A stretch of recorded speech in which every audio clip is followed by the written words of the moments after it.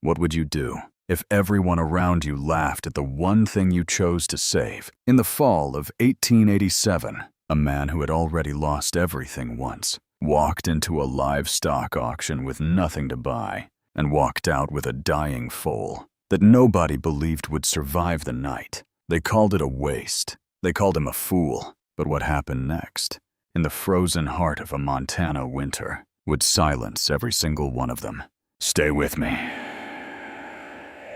Because this is the story of the 5-cent horse and the man who refused to look away. The morning did not begin with him. It began with her. Clara Voss stood in the doorway of Silas Greer's office and did not move. The room smelled of pipe tobacco and polished wood. A brass clock ticked on the shelf behind his desk. Everything in that room had been chosen to remind visitors of basically how much Silas Greer owned. He sat behind his wide oak desk, fingers laced together, watching her the way a man watches something he has already decided to take. A single sheet of paper lay on the desk between them. A pen rested beside it. "It's a simple signature, Mrs. Voss," he said. His voice was smooth, not loud. Never loud. Men like Silas Greer did not need to raise their voices. "Your husband borrowed against the land. He is gone now. The debt remains. Sign the paper, and we settle this today." Clara looked at the paper. She had read it twice the night before, by the light of a single candle, at the kitchen table where her husband used to sit. The terms were not what Daniel had agreed to. She knew it. Silas knew. She knew it. Neither of them said so. "I need more time," she said. Silas unfolded his hand slowly. He leaned back in his chair. "You've had time, Mrs. Voss. 3 months is generous. I'm a patient man. But patience has limits." He pushed the pen closer to the paper. Clara looked at it for a long moment. Then she turned and walked out. She heard Silas exhale behind her. Not anger, amusement. The kind of sound a man makes when he is certain the outcome is already decided and is simply waiting for the other person to understand it too. Outside, the autumn air hit her like cold water. She stood on the wooden sidewalk of Dry Creek's main street and let herself breathe. The mountains to the west were pale beneath a gray sky. The first edge of winter was already in the air. She had one option left. The monthly livestock auction at Jackson Valley was today. If she sold 3 of her remaining cattle, she could make a payment large enough to buy herself another month. 1 more month to find the original contract. 1 more month to prove what Silas had done. She untied her horse from the post and rode east toward the auction ground. The Jackson Valley livestock auction was never quiet. Cattle pressed shoulder to shoulder in the wooden pens. Horses stamped and snorted. Men moved through the dust with folded arms and sharp eyes, measuring every animal against a number in their heads. The smell of hay and sweat and tobacco hung in the cold air like something solid. Clara moved through the crowd. She found Clem Barker near the main pen, the auctioneer and owner of the grounds, a wide man with a wad of tobacco in one cheek, and the permanently tired expression of someone who had seen everything twice. 3 head, she told him. Good stock, fair price. Clem nodded, made a note, and pointed her toward the registration table. She was turning away when she heard it. Laughter, not the ordinary laughter of men trading jokes, something sharper, something that had a target. She followed the sound to the far edge of the auction ground, where a sagging pen sat slightly apart from the others, half in shadow, almost forgotten. Inside the pen stood a foal. It was small, smaller than it should have been. Its coat was the color of ash and dry earth, ribs pressing against the skin with every shallow breath, legs trembling under the simple effort of standing. Its head hung low. Every few seconds it tried to lift it. Every few seconds it failed. Clem Barker leaned against the fence nearby, looking at the animal with the resigned expression of a man waiting for a problem to solve itself. She ain't going to last, he said to no one in particular. Born weak.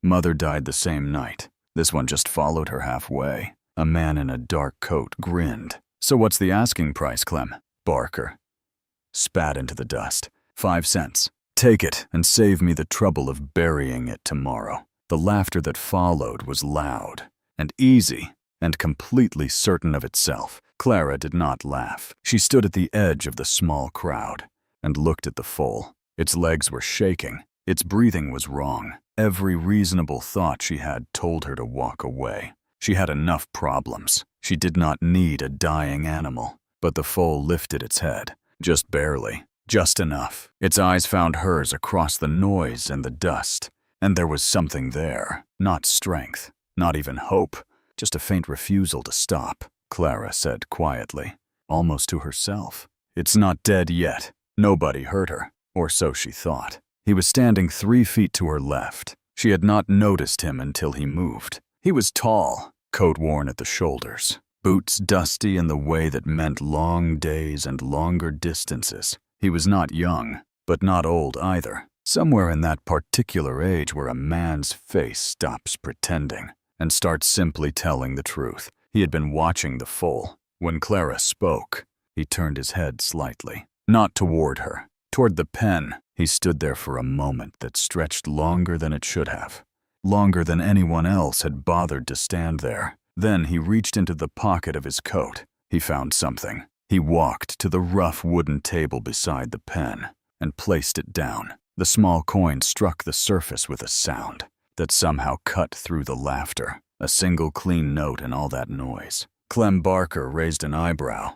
You serious? The man nodded once. I'll take her. The laughter got louder. 5 cents for a grave, someone called out. Better spend it on the burial, friend. More laughter followed. The man did not look at them. He reached for the pen gate, pulled it open slowly, and stepped inside. The foal shifted, startled, its legs wobbling dangerously. He moved carefully, giving it space, letting it see him. Easy, he said. Just that one word, but the way he said it, Clara heard something in it she could not name. He looped a length of rope gently around the foal's neck, not to control it, just to guide it. Come on, he murmured. The foal hesitated. Then it took a step, unsteady, shaking, but forward, then another. The dust rose around their feet as they moved out of the pen together. The laughter faded as distance grew between the man and the crowd. Nobody followed. Nobody tried to stop him. Clara watched him go. She did not know his name. She did not know where he was going. But she remembered the sound of that coin on the table, and she remembered the word he had used. Easy, not spoken to command, spoken to comfort. His name was Caleb Marsh. He lived on the eastern edge of Jackson Valley, at the end of a road that most people in Dry Creek had stopped riding down. The ranch was not much to look at. A small house weathered gray by seasons, a crooked fence, a stable that leaned slightly to one side, as though tired of standing straight. He had built most of it alone. He had repaired most of it alone. He had lost most of what had mattered inside it, alone. The horse's name had been Scout, a dark bay gelding, steady and sure-footed, the kind of horse that knew a trail after riding it once, and remembered it for years. Scout had died in last winter's storm, not in the blizzard. Be safe.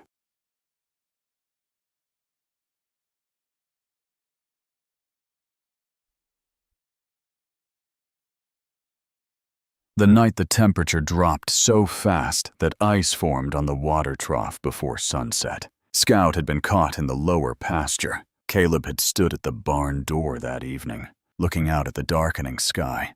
And Roy Holt had said, "Don't go out, it's not worth the risk." And Caleb had listened. He had told himself it was the practical thing. That Scout would shelter against the ridge. That morning would come and the horse would be standing there, cold and irritable and hungry. But standing, morning came. Scout was not standing. Caleb had walked out into 6 inches of new snow and found him lying near the base of the ridge. Still, in the way that means forever. He had stood there for a long time, long enough for the cold to stop feeling like cold and start feeling like the right thing. He never said so to anyone. He had not spoken Scout's name out loud since that morning, but it was there every day, in the quiet of the empty stable, in the way he woke before dawn and lay still for a moment, counting the sounds that were no longer there. That was the man who had walked into the Jackson Valley auction ground on an October morning in 1887, with nothing to buy. That was the man who had heard a woman say, "It's not dead yet," and had recognized something in those words that he had not been able to say about himself for a very long time. The road from the auction ground stretched east through dry grass and scattered fence posts. The afternoon sun had already begun its descent, pulling long shadows across the valley floor. Caleb walked at a measured pace, adjusting his steps to match the foal's faltering rhythm. Every few feet she stumbled slightly, then recovered, then stumbled again. "No rush," he said quietly. "No rush at all." By the time they reached the ranch gate, the sky had gone to muted gold and gray. He pushed the gate open and guided her inside.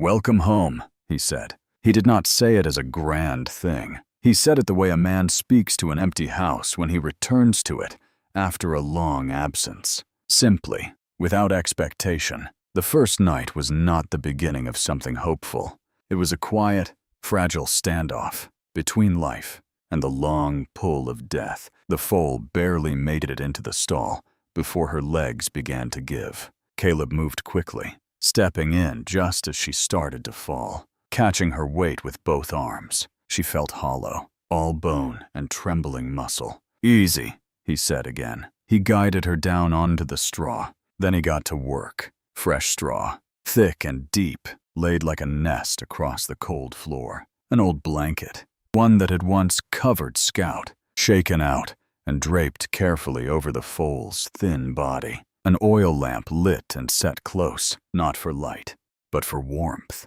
He sat beside her, his hand rested lightly against her neck, feeling for the pulse. Each beat was weak, but it was there. "Keep going," he whispered. After a while he rose, warmed milk to the right temperature, returned, and knelt again. The first drops spilled uselessly from the corners of the foal's mouth. He adjusted his grip, tilted the bottle, waited. Then, almost imperceptibly, she swallowed. Caleb stilled, watching. Another swallow followed, slow, weak, but deliberate. "That's it," he said. Something lighter had entered his voice, something that had not been there in a long time. He did not go to bed that night. He stayed in the stall, back against the wooden wall, lamp burning low beside him. Every couple of hours he leaned forward to check her breathing. Sometimes he placed his hand against her chest. Other times, he lowered his head close enough to hear the faint rhythm of her breath. Outside wind moved across the open land. Inside, the world had narrowed to this. Just the lamp, just the straw, just the sound of something small, trying very hard to stay, make it to morning, Caleb murmured once. He was not sure who he was saying it to anymore. By the time pale light filtered through the cracks in the stall walls, she was still breathing. That alone felt like a victory. 3 days later, Roy Holt rode up to the fence line. He leaned on the top rail the way he always did, arms folded, expression carrying that particular weight of a man who has already formed his opinion and is simply waiting to deliver it. They had been friends since before the word meant anything complicated, since before Scout, since before last winter, since before Roy had said the words, "Don't go out, it's not worth the risk." Neither of them had spoken about that night directly, not once. It sat between them the way a stone sits in a creek, water moving around it, never moving it. Roy watched Caleb work through the fence, watched him wipe the foal's neck with a damp cloth. "Check her legs. Adjust the blanket against the morning cold. You know what they're saying in town," Roy said finally. Caleb didn't look up. "I can guess. They're saying you bought yourself a funeral." "Might be." Roy was quiet for a moment. Then, more carefully, "She's not going to make it, Caleb." Caleb wrung out the cloth and folded it over the fence rail. He looked at the foal. Her breathing was steadier than it had been 3 days ago. Not strong, but steadier. "She made it through last night," he said. "And the night before." Roy looked away toward the mountains. His jaw moved slightly, the way it did when he was holding something back. "Don't get attached," he said finally. "You know what happens when you get attached." The words landed between them. Both men felt it. Neither one moved. After a moment, Roy pushed off the fence, pulled his hat down, and rode back toward the valley without another word. Caleb stood beside the foal for a long time after he was gone. He put his hand against her neck, felt the pulse. Still there, still there. 3 weeks passed. The foal did not die. She did not die on the second night. She did not die on the 7th. She did not die on the morning when Caleb woke before dawn and found her breathing so shallow, so faint, that he knelt beside her in the cold straw and said, "Not yet, not yet." And she swallowed, and she kept going. He named her on a Tuesday. He was standing just outside the stall, watching her rest in a patch of thin autumn sunlight. Dust still caught in the hollows of her coat, a reminder of where she had come from. "Ash," he said. The name felt like the truth. She lifted her head at the sound. Her ears moved toward him. That was enough. Then came the morning Caleb would remember for the rest of his life. He had been sitting with her in the stall since before sunrise, not doing anything particular, just sitting. The lamp had burned out overnight. Gray light came slowly through the boards. Outside the valley was still. No wind, no cattle noise, just the faint creak of wood settling in the cold. Ash was asleep beside him, her breathing even now, her ribs rising and falling with something that had begun to feel less like struggle and more like rest. Caleb sat with his back against the stall wall, knees drawn up,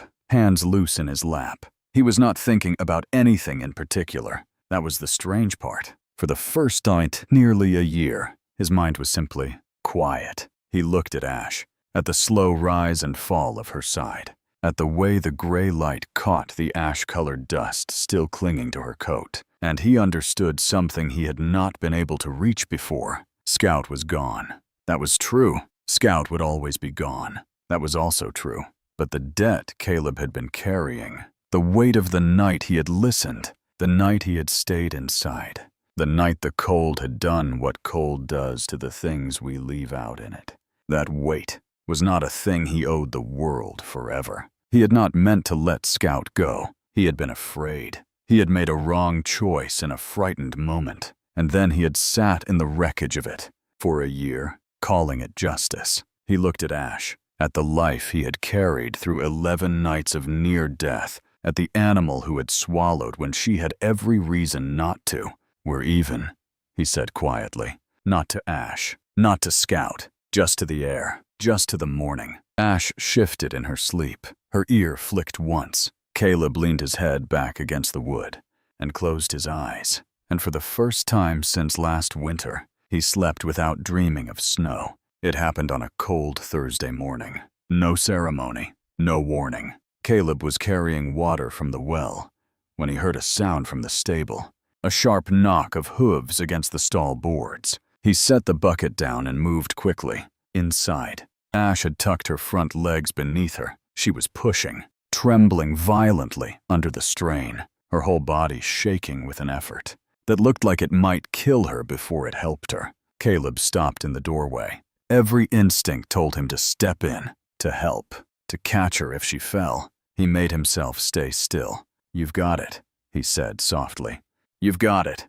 Ash pushed harder. Her front legs extended. Her back legs found the ground. For one terrible second she swayed, leaning far to the right, and Caleb's breath caught in his chest. Then she steadied. She stood. Her legs were shaking like fence posts in a hard wind. Her head was too low. Her whole body radiated the effort it had taken.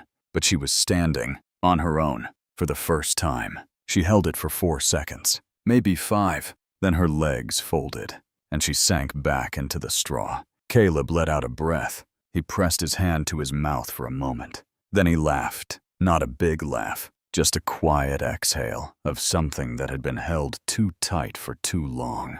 "That counts," he said. "That absolutely counts." He came on a gray afternoon in late October, a Caleb had never seen before. He arrived on a good horse, dressed better than most men who rode through Jackson Valley, and tied up outside the fence with the careful manner of someone who did not want dust on his coat. He introduced himself as a buyer from a neighboring county. He had heard about the foal. Word traveled fast in small valleys. He leaned on the fence and watched Ash for a while. She was in the yard by then, still thin, still slow, but moving on her own, nibbling at the dry grass near the water trough, lifting her head now and then to check where Caleb was. "I'll give you $80, the man said. Caleb was fixing a section of fencing 20 feet away. He did not stop working. "She's not for sale." The man blinked. "She's barely recovered. $80 is more than generous." "I'm sure it is." Caleb set another post and tamped it down. The man watched him for a moment, waiting for more explanation. None came. "You turned down $80, Roy Holt said that evening, leaning against the porch rail with his arms folded, watching the last of the light leave the sky. "For a horse that couldn't stand 3 weeks ago." "Yep." Roy was quiet for a long moment. "Why?" Caleb looked out toward the stable. Through the open door, he could just see Ash, standing in the last strip of evening light, ears forward, watching him back. "Because she looked at me at that auction," he said. "The way Scout used to." Roy said nothing. The word Scout sat in the air between them, the first time either of them had said it out loud. "A year." Roy stared at the mountains. "She's just a horse, Caleb." "I know. She can't replace him." "I know that too." Another silence. Then Caleb said quietly, "But I wasn't buying a replacement. I was buying a chance to not walk away this time." Roy looked at him. Caleb didn't look back. He just watched Ash in the fading light until she dropped her head to eat, and the stable went dark. She appeared at his fence line on a Wednesday. He was out in the east field checking the cattle, and when he came back toward the ranch, she was there, a woman on a brown mare, sitting straight in the saddle, watching Ash move along the near edge of the pasture. Caleb slowed his pace. He did not recognize her at first. Then she turned, and he placed her. The auction ground. The woman who had said the words he had heard across the crowd. "It's not dead yet." "You're Caleb Marsh," she said. It was not a question. "I am. I'm Clara Voss. I have the ranch on the west side of the valley." He nodded. He had seen the place. Small but kept up well. The kind of land that showed someone was fighting for it. "I heard about the foal," she said. "People are still talking about it. People talk about everything in this valley." "They do." She looked back toward Ash. "She looks stronger than I expected." "She got there herself," Caleb said. "I just stayed nearby." Clara was quiet for a moment. Then she said, "At the auction, when you put that coin down, I thought you were going to walk away like everyone else." "I nearly did." "What stopped you?" He thought about that for a moment. "Something you said." Clara looked at him. "I didn't say it to you." "I know. That's probably why it worked." The corner of her mouth moved. Not quite a smile, but close. They stood in silence for a while. Ash had noticed Clara now. She moved along the fence toward them. Curious, but measured. She stopped a few feet away and regarded the stranger. Then she turned and walked back toward Caleb, pressing close to his side. Clara watched this. "She chose you," she said. "She did. Some things are like that." She gathered her reins. "I should get back. I have cattle to check before dark." She started to turn her horse, then stopped. "Mr. Marsh, I don't know if you've heard what Silas Greer is doing to the small ranches in this valley, but if you haven't, you should." She rode west without waiting for a response. Caleb watched her go. Ash stood beside him. The afternoon light lay long and gold across the valley floor. Roy Holt told him the rest of it. He'd arrived 2 days later with a look on his face. That particular combination of anger and guilt.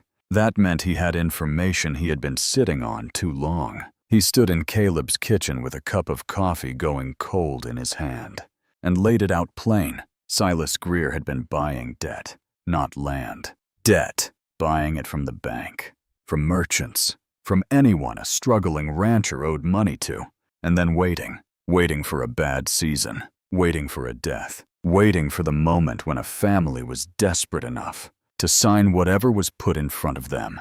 "He changed the terms on Clara Voss," Roy said. "Her husband signed one contract. Greer has a different one now. I don't know how he got it made, but it's got Daniel Voss's signature on it. Forgery. Might as well be. The originals disappeared. The county clerk is Greer's brother-in-law, and Sheriff Pruitt. Roy stopped. What about Pruitt? Roy set his coffee cup down. Greer's been paying him. Not much. Enough! Caleb was quiet for a moment. Outside, the wind had picked up. The stable door moved on its hinges. How long have you known this? He asked. Roy didn't answer right away. Long enough, he said finally. Too long. Caleb looked at him. There was something else in Roy's face, not just guilt about Silas Greer. Something older, something that had been living behind his eyes since last winter. Roy, don't. It wasn't your fault. What happened to Scout? I made the choice. Roy's jaw tightened. I told you not to go. You were scared for me. That's not the same thing. He died because it was cold. And I was slow. And the storm came faster than either of us knew it would. Caleb said it evenly, not to absolve, not to wound, just to say the true thing. It wasn't the words you said that night, Roy. It was the winter. Roy looked at the table. His hands were still around the cup. After a long moment, he nodded once. Just once. Small and tight. But it was there. What are you going to do about Clara Voss? He asked. Caleb looked out the window toward the west, toward the small ranch he could not see from here, but knew was there. The woman who had stood at a pen of laughing men and said the one thing nobody else would say. I'm going to find that original contract, he said. In November, the trouble came in threes. First two of Greer's hands rode through Clara's property uninvited. They did not damage anything. They did not need to. They just rode through slowly, looked at everything, and left. The message was clear. We know where you are. We know you're alone. Second, a formal notice arrived from the county land office. The debt had been transferred, the terms restated, and a date set for the property to revert to the creditor if payment was not made in full. Clara brought the notice to Caleb. She spread it on his kitchen table and stood back with her arms folded. Her face was controlled, but her hands were not entirely still. 30 days, she said. Caleb read the document slowly. He had seen legal language before. He knew what it looked like when it was honest. This was not that. He's moving fast, Caleb said. He knows I'm looking for the original contract. Someone told him. Caleb folded the notice carefully. How many people know you've been looking? Clara thought about it. Then she went very still. I told the feed store owner and the woman who does the washing. And she stopped. And I told Margaret Holt, Roy's wife. I thought she might know where old documents were kept. Caleb set the paper down. He said nothing, but something moved across his face. Not accusation, just the quiet recognition of a complicated truth. Roy wouldn't have told Greer, Clara said. Would he? Caleb looked out the window. Ash was in the pasture, moving slowly along the fence line. No, he said. Roy wouldn't. But Roy's wife talks to the wrong people sometimes. Not on purpose. Just carelessly, Clara finished. Yes. She sat down across from him. For a moment she said nothing. Then, if I lose that land, Daniel died for nothing. Her voice did not break, but the sentence cost her something. Caleb heard it. You won't lose it, he said. How can you know that? He looked at her across the table. Because you said a horse wasn't dead yet. When every person in that yard was certain it was, and you were right. You're usually going to be right about things like that. Clara looked at him for a long moment. Then she looked away. Outside, the first snow of November began to fall. Soft, quiet, almost gentle. Neither of them moved to close the window. He came from Cheyenne. That was the first thing Roy said when he rode up to warn Caleb. Fletcher Dunn, horse trader. He's been asking about Ash all the way from the county line. Dunn arrived the next morning. Polished saddle, clean coat, the careful confidence of a man who bought and sold for a living, and had long since stopped being surprised by what things were worth. He stood at the fence and watched Ash move across the pasture. She had changed. Anyone who had seen her at the auction would not have believed she was the same animal. Taller now, broader through the chest. Her coat had deepened to a rich, dark ash brown that caught the winter light. When she moved, There was nothing fragile left in the motion. Her stride was long and smooth, her head lifted with a quiet assurance, as though she had decided at some point that she was going to be exactly this, and had simply gone ahead and become it. Dunn watched her for a long time. $500, he said finally. Roy made a sound beside him. You're serious. I'm always serious, Dunn said. Strong build, exceptional responsiveness. And that story, he almost smiled. The 5-cent horse who lived. I could sell her twice over before I got back to Cheyenne. Roy turned to Caleb. His voice dropped low. That's a new roof, new fence, new stock. That's 2 years of breathing room, Caleb. Caleb stood with one hand resting on the top fence rail. He was looking at Ash. She had heard the voices. She had crossed the pasture at an easy trot, stopped 20 feet away, and was watching him, just watching, the way she always did. Waiting for whatever came next. Caleb looked at her for a long moment. Then he shook his head. Some things aren't for sale, he said. Roy stared at him. Dunn studied him with the detached interest of a man who respected a decision, even when he didn't understand it. You ever change your mind? Dunn said. You know where to find me. He tipped his hat and rode back down the eastern road. Roy watched him go. Then he turned to Caleb. $500, he said again, as though saying it twice might change something. I heard you the first time, Caleb said. Ash walked to him then. She stopped at the fence, lowered her head, and breathed warm against his sleeve. Roy looked at the horse, then at his friend. Then he exhaled slowly through his nose and said nothing more. By the end of November, the mountains had disappeared, not into distance, into weather. For 3 days, heavy gray clouds had been building above the western peaks, thickening by the hour, pressing down toward the valley floor like something with intention. The old-timers in Dry Creek spoke quietly about it, outside the general store. Someone said it would pass north. Someone else said the mountains were holding too much snow already, and when it broke, it would bury the valley roads before noon. Caleb looked at the sky on the morning of the 4th day and knew the second man was right. His cattle were still on the far northern grazing ground. Too far. If the storm hit before he moved them, he would lose animals he could not afford.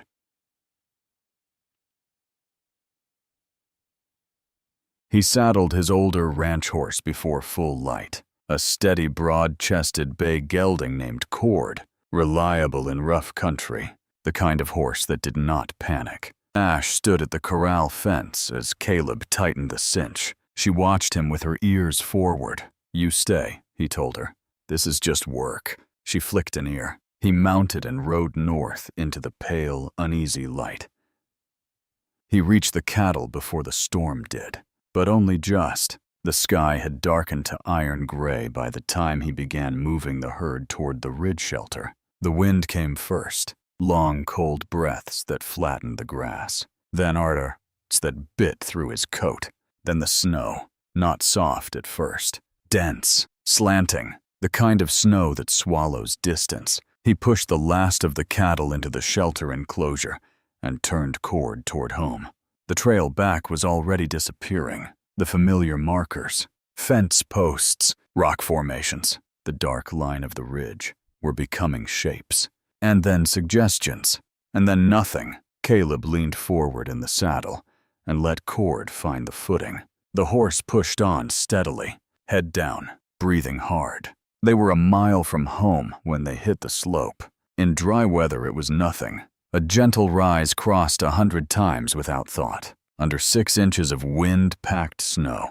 It was something else entirely. Cord's front hoof hit ice beneath the surface. The slip was sudden and total. For one weightless instant, horse and rider were both falling in different directions. Then Caleb hit the ground.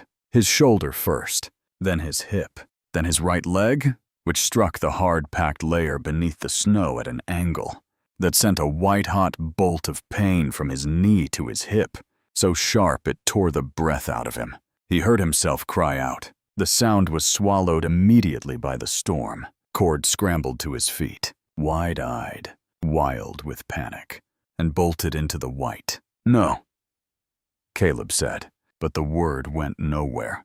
He tried to stand. The moment his weight went onto his right leg, pain folded him straight back to the ground. He swore through his teeth, pressed himself onto one knee, tried to think. The snow was already building around him. Cord's tracks vanished in seconds. He turned slowly, looking for a landmark, a fence line, a shape in the white. Nothing, just storm. He began to crawl. Each movement sent a fresh pulse of pain through his leg, but staying still would kill him faster. He dragged himself toward what he thought was lower ground, stopping every few feet to blink snow from his lashes or to breathe, to not stop. The cold was everywhere now, in his hands, his face, his chest. After a time, he was not sure how long, he found the twisted trunk of a low cedar. He pressed himself against the sheltered side.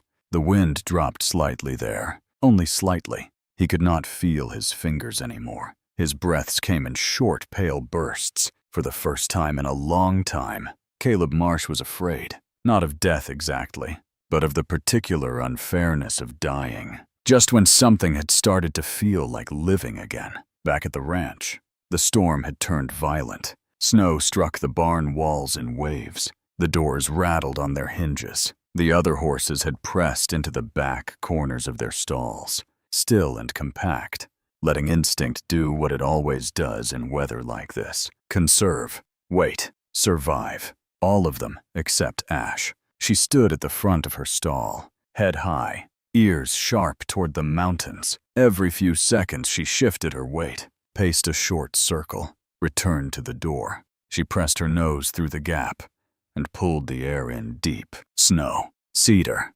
distance, and something else. Something carried in fragments through the storm.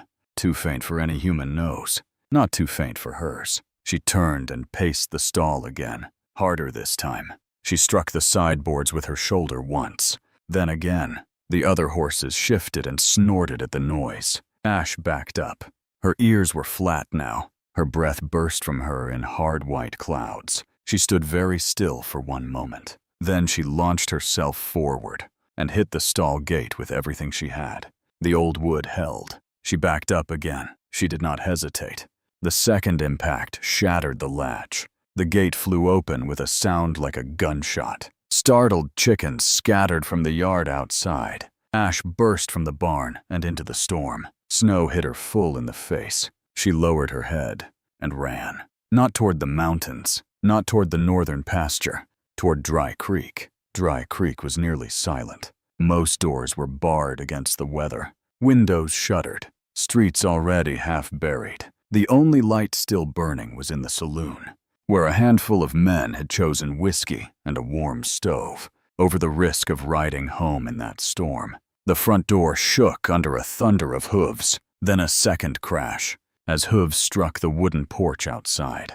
Inside conversation stopped. Sheriff Wade Pruitt set his glass down and rose from his chair. He pulled the door open against the wind. A horse stood in the middle of the street, dark coat white with snow, circling wildly. Then it let out a sound, not a whinny exactly, something higher, something urgent, that cut through the storm like a blade.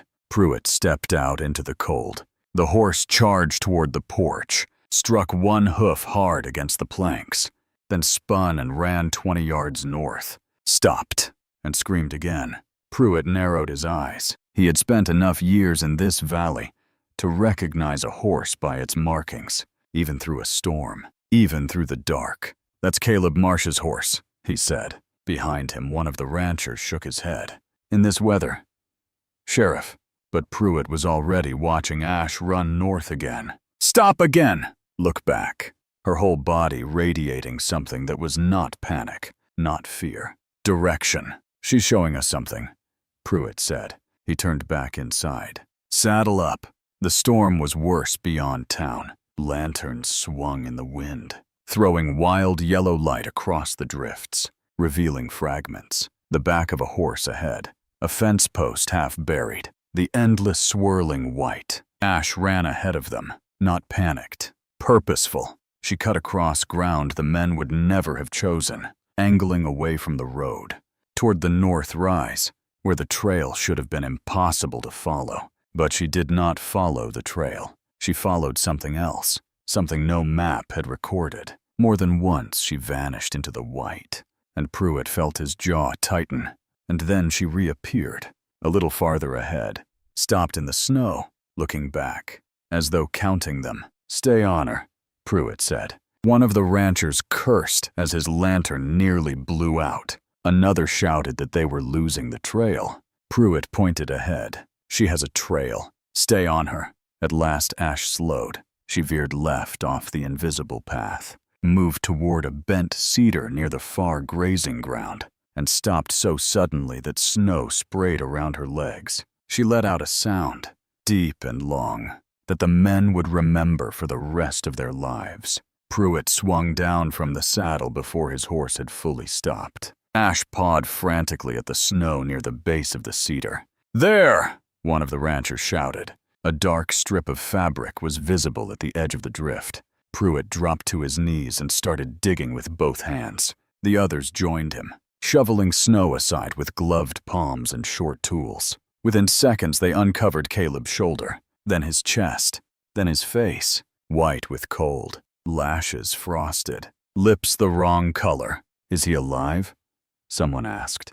Pruitt pressed 2 fingers to Caleb's neck. For a terrible second, nothing. Then, faint, thread-like, almost gone. A pulse. "Barely," Pruitt said.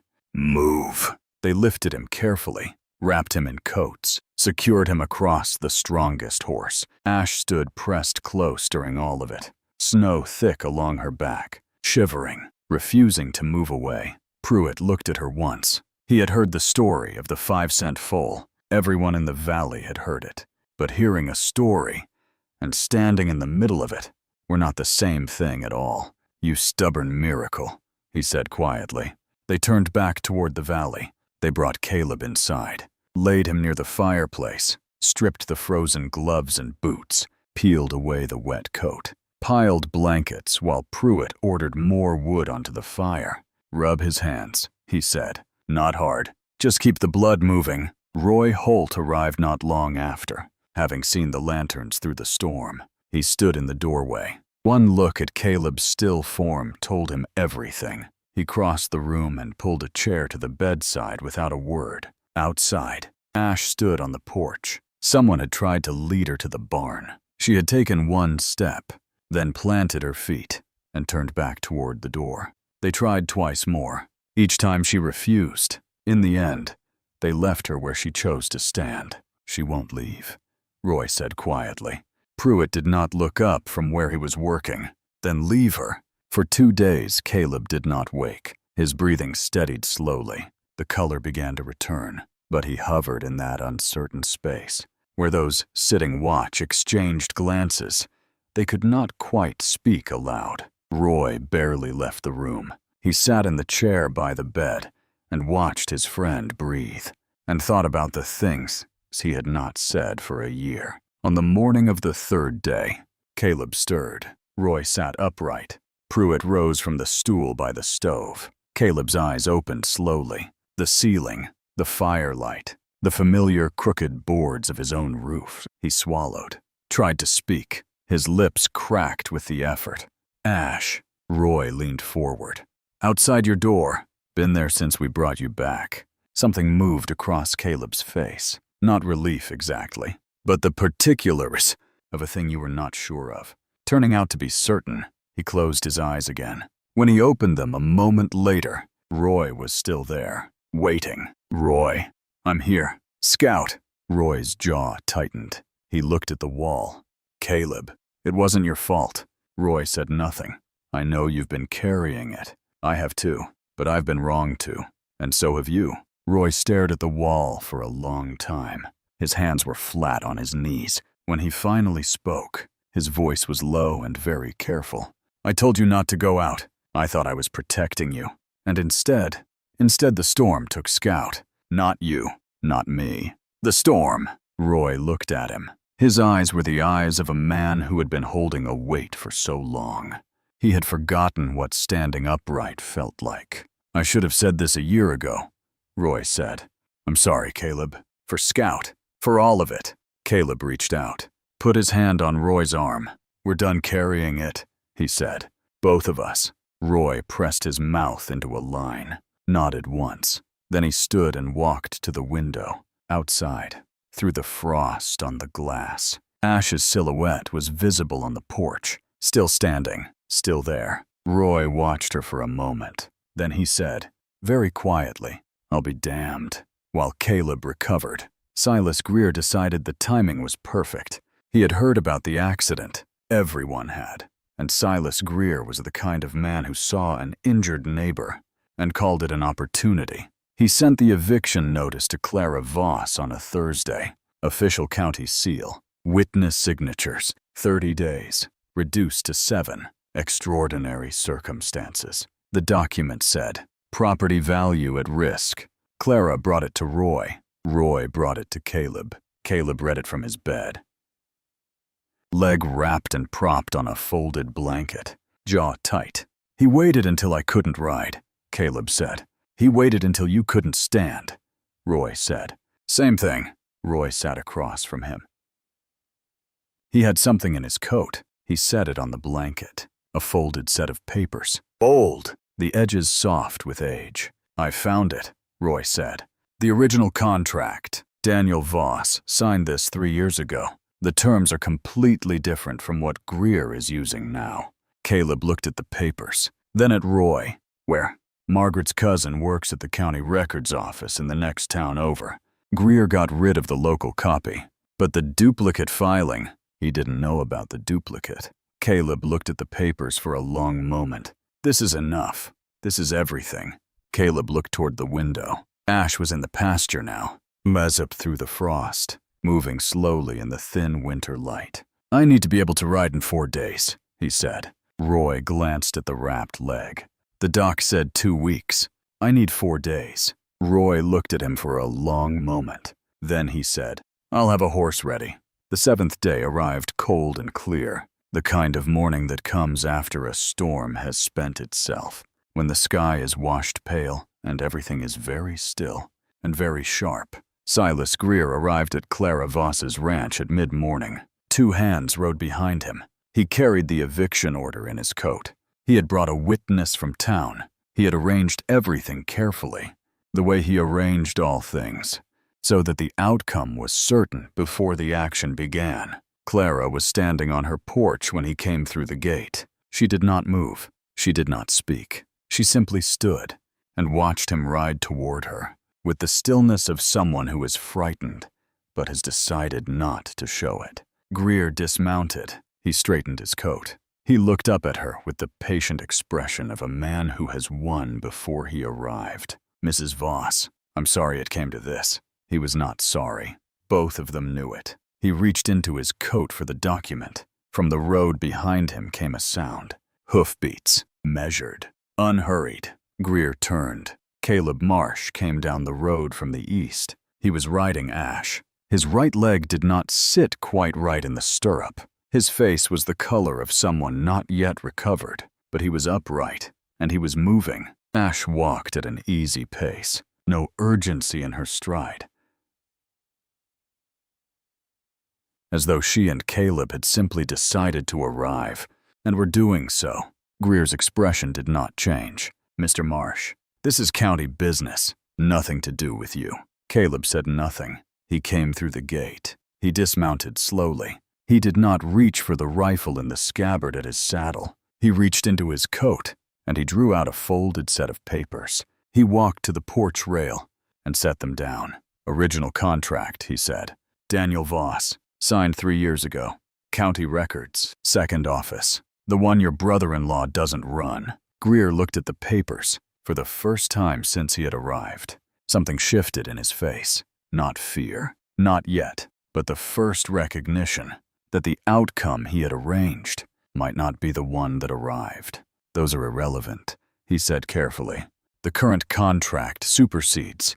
The current contract is a forgery. The word landed in the cold air like a stone. Greer's two hands shifted in their saddles.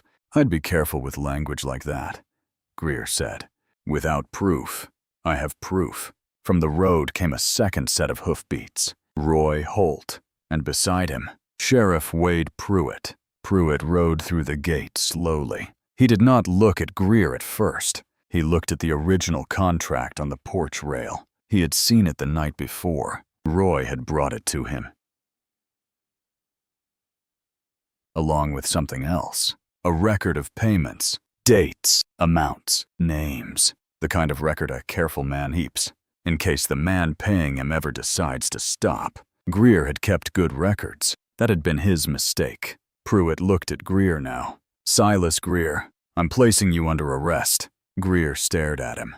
On what charge? Fraud, forgery, and conspiracy to steal. He let that last one land. Greer's expression shifted through several things very quickly. Disbelief, calculation, and then, finally, the particular stillness of a man understanding that the room he has carefully arranged is not the room he is standing in. The horse theft, Pruitt continued. Your men. We have 3 statements. He dismounted. He walked to Greer. He did not hurry. Your hands can ride back to town voluntarily, or I can send for assistance. Their choice. The 2 men behind Greer exchanged They chose to ride. Clara Voss stood on her porch. She had not moved. She watched Silas Greer's hands get cuffed behind his back, with the expression of someone who has been holding their breath for so long. They have forgotten what ordinary air feels like. When it was done, when Pruitt had Greer on a horse and was leading him back toward town, the yard went quiet. Roy stayed at the gate, giving them space. Clara looked at Caleb. He was still standing near Ash. His weight shifted slightly off his bad leg. You rode on that leg, she said. Seemed important. She looked at the papers on the porch rail. How did you know he'd come today? Roy did the math. Greer doesn't wait when he thinks someone can't fight back. Clara was quiet. She looked toward the mountains. The peaks had emerged from the storm clouds, clean and sharp against the pale sky. He came because he thought I was alone, she said. You were alone, Caleb said. And then you weren't. 3 weeks later, 3 men came in the night. The sky was black. No moon, no warning. Just the deep frontier silence that means either peace or something moving through it carefully. They had heard about the 5-cent horse. Everyone had, and Fletcher Dunn's offer of $500 had traveled the valley like a rumor, growing with each telling. A horse worth $500 to a Cheyenne trader was worth more than that to the right buyer, or the right thief. They came in through the back of the property, 3 of them, controlled and quiet. They moved to the stable without lighting their lanterns in the yard. Inside, the horses shifted. Ash raised her head. The men moved fast. A rope halter over her neck. She threw herself back immediately. Ears flat, body rigid. The lead rope went taut. One of them cursed. Another grabbed the lead from the saddle. The third struck her along the neck with a riding crop. She reared. Her hoof struck the stallboard. The crack rang through the whole barn. The other horses erupted. Inside the house, Caleb woke. He was out of bed and on the porch in seconds. Lantern in one hand, rifle in the other. The thieves had managed to drag Ash from the barn. She fought every step, twisting, throwing her weight, making herself as difficult as a horse can make herself. When Caleb shouted and fired once into the air, they spurred their horses and forced her forward. She was dragged into a run, into the dark, into the storm of hooves and dust, and the sound of men who thought they had what they came for. By first light, Caleb was riding hard into Dry Creek, Roy at his side. Pruitt was already outside the jailhouse. They took her, Caleb said. Pruitt's jaw set. Which direction? North Canyon Trail. Pruitt did not waste words. Within minutes, he had 2 ranchers and a deputy mounted. They followed the tracks north, through the valley floor, into the rougher country, toward the canyon mouth. They were less than a mile from the canyon when Roy pulled his horse up short. Wait! Out of the narrow gap ahead came a single horse. running hard, toward them, reins broken, rope halter loose around her neck, a scrape along one shoulder, a welt where the crop had struck. But free, completely free. Ash came straight to Caleb. She skidded to a halt in front of him, sending snow and gravel in all directions, and pressed her head against his chest with a force that nearly knocked him from the saddle. He wrapped both arms around her neck. He did not say anything. There was nothing to say that the silence did not already hold. Roy stared. "How?" he said. It was not quite a question. Pruitt looked at the canyon mouth. Fresh signs of chaos in the snow. Sharp turns. Torn-up gravel. One horse veering hard into the brush. "She threw them," Pruitt said. "Or slipped them. Either way." He looked at Ash, at the horse standing in the winter road, with her head against Caleb's chest, as though she had simply gone out for a while and come back. "Either way," he said again. She chose her own way home.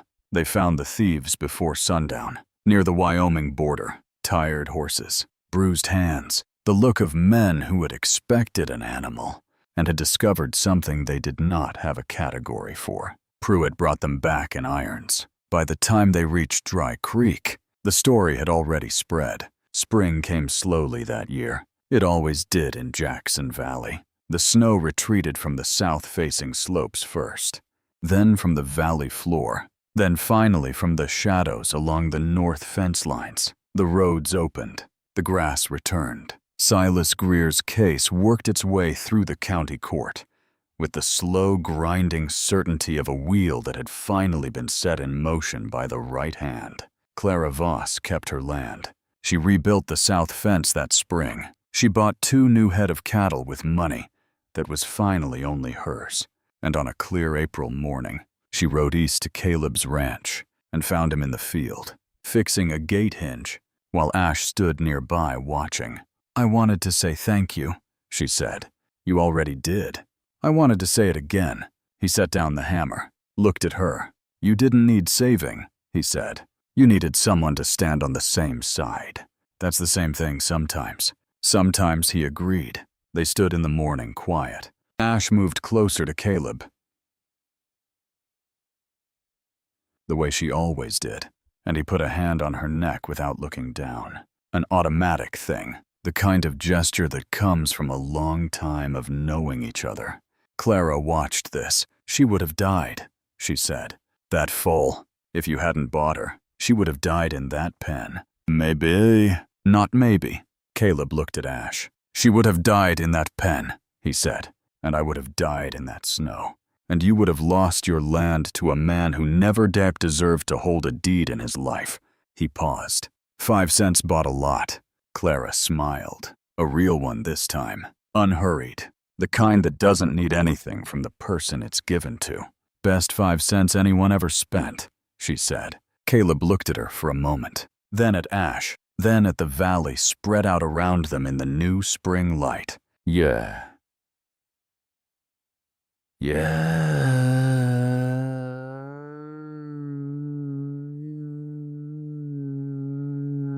It was. Time moved the way it does in places like Jackson Valley. Quietly. With weight. Ash matured into the finest horse Caleb had ever worked beside. She was the one he trusted on long rides into rough country. The one that knew a trail after riding it once. The one the other horses deferred to.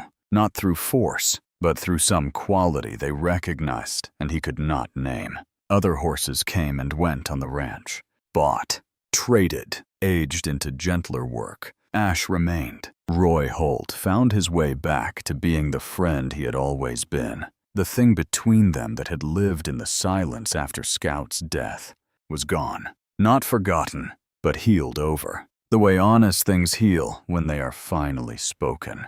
Clara Voss's ranch grew steadily. Nothing dramatic. Nothing sudden. Just the quiet accumulation of seasons worked well and decisions made carefully. Caleb's fence got repaired. His roof got replaced. His bad legs stiffened every winter and made him slower in the saddle. He did not complain. Many years later, snow lay across the pasture in a quiet, unbroken sheet.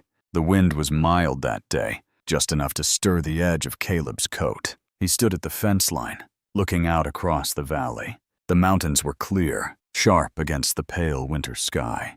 Ash stood beside him. She was older now. Her muzzle had gone gray. Her coat had lost the deep shine of her middle years. Her movements were slower, more deliberate. But she was still here, still standing beside him at the fence line, the way she had stood beside him at 100 fence lines. In 100 seasons, Caleb reached out and laid his hand on her neck, the way he always had. His palm rested there for a long while, feeling the warmth, the slow, steady breathing. He thought about a coin on a wooden table, about a foal that tried to lift its head in a broken pen, about a storm that had tried to take him and hadn't, about a woman who had said, "It's not dead yet," about a friend who had finally said, "I'm sorry," about all the things that had come from one simple decision, made for no practical reason. In the middle of a laughing crowd, he smiled, the same quiet smile. "Best 5 cents I ever spent," he said. Ash turned her head. She pressed her muzzle gently against his shoulder, and they stood together in the winter silence, the old man and the old horse, while the snow held the valley, and the mountains kept watch, and the light moved across the land, the way light always does, slow and golden, and entirely without apology. Outro. Thank you for staying with this story all the way to the end. If it moved you in any way, please take a moment to like this video and subscribe to the channel so you never miss the next one. Tell us in the comments where in the world you're watching from tonight. And if you know someone who needs to hear a story like this one, share it with them, because some stories are meant to travel. We'll see you in the next one.